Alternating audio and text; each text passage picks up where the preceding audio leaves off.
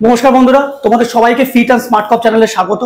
যেমনটা তোমরা জানো যে আমি আমার চ্যানেলে ইনফরমেটিভ ভিডিও বানাই, ঠিক তেমনই আজকে আর একটা নতুন ইনফরমেটিভ ভিডিও তোমাদের জন্য নিয়ে চলে এসেছি। অবশ্যই যারা চ্যানেলে নতুন তারা কিন্তু চ্যানেলটাকে সাবস্ক্রাইব করবে, তার কারণ সাবস্ক্রাইব না করলে তোমরা কিন্তু এই ধরনের ভিডিওগুলো পুলিশ ডিপার্টমেন্ট সম্বন্ধে, সরকারি চাকরি সম্বন্ধে এই ধরনের ভিডিওগুলো তোমরা কিন্তু মিস করবে। তো সুতরাং অবশ্যই চ্যানেলটাকে সাবস্ক্রাইব করবে।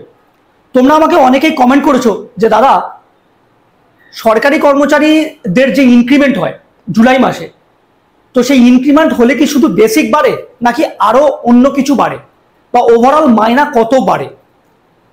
তো আজকে আমি ছোট্ট করে, বেশি হাজাবো না, ছোট্ট করে ভিডিওটা জাস্ট ইনক্রিমেন্ট, জুলাই মাসের যে ইনক্রিমেন্ট সরকারি কর্মচারীরা যে পায় 3% অন বেসিক, সেইটা সম্বন্ধে একটা ছোট্ট ইনফরমেশন দেবো।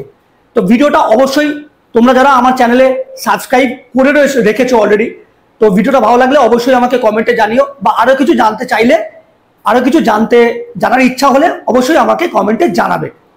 এবং আমার চ্যানেলটা কিন্তু পেড চ্যানেল নয়, তো সুতরাং চ্যানেলটাকে কিন্তু অবশ্যই সাবস্ক্রাইব করবে। তো আসো দেখে নিই। 2024-25 ফিনান্সিয়াল ইয়ারে আমার বেসিক ছিল 35,200 টাকা।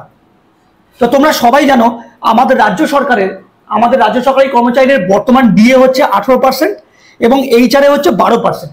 তাহলে 25,200 টাকার উপর 18% করলে 6,336, এইচআরএ 12% করলে 4,224। জুলাই মাসে 3% বেসিক, 3% ইনক্রিমেন্ট হয়েছে, 3% ইনক্রিমেন্ট অন বেসিক।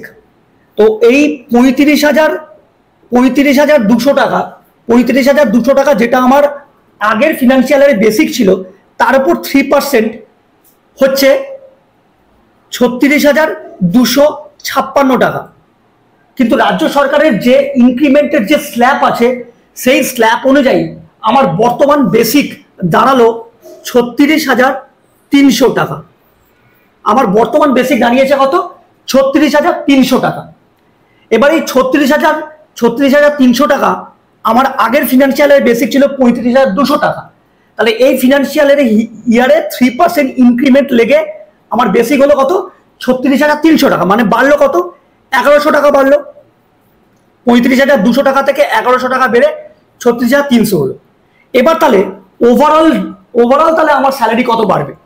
তাহলে এই যে বেসিকের উপর 18% দিয়ে আর এইচআরএ 12%, তাহলে এটার উপরে 18% দিয়ে আর এটার উপর 12% এইচআরএ, তো এটার উপর 18% দিয়ে আর 12% এইচআরএ করলে দেখবে আমার আগের যে ডিএ ছিল তার থেকে দেখবে 198 টাকা বাড়বে, আর আমার আগের যে এইচআরএ ছিল তার থেকে দেখবে 132 টাকা বাড়বে।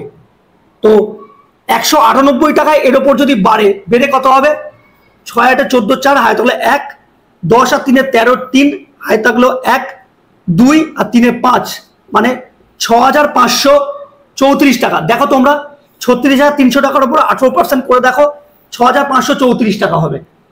আর এই যে 4,224 টাকা যেটা আমার 12% এইচআরএ ছিল, তার সাথে 132 টাকা বেড়ে কত হচ্ছে দেখো, 4 আর 2 6, 3 আর 2 5, 2 এর 1 3, 4,356 টাকা। তাহলে তোমরা তাহলে অবশ্যই এই 36,300 টাকার উপর 12% তোমরা ক্যালকুলেশন করে দেখো, তোমাদের এই 4,356 টাকা হবে।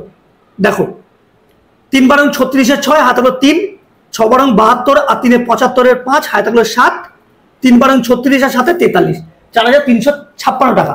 তাহলে তোমরা বুঝতেই পারছো যে ইনক্রিমেন্ট 3% ইনক্রিমেন্ট অন বেসিক, শুধুমাত্র বেসিকের উপর 3% ইনক্রিমেন্ট হলে স্ল্যাব অনুযায়ী 1,100 টাকা বাড়লো, এবং তার সাথে সাথে এই যে ডিএ 18% অন বেসিক, এই যে 18% অন বেসিক, ঠিক আছে, এখানে 6,534 টাকা, মানে আগের বছর থেকে 198 টাকা বাড়লো, এবং এই 12% অন বেসিক, এই যে 4,356 টাকা, দেখবে আগের বছর থেকে 132 টাকা বাড়লো। তাহলে বেসিক বাড়লে, ইনক্রিমেন্ট হলে শুধুমাত্র বেসিক বাড়ে না, এইচআরএ এবং ডিও বাড়ে। তো আশা করি এই ছোট্ট ইনফরমেশনটা তোমাদের ভালো লেগেছে, এবং এই ধরনের আরো ইনফরমেশন পেতে আমার চ্যানেলে অবশ্যই কিন্তু চ্যানেলটাকে সাবস্ক্রাইব করবে।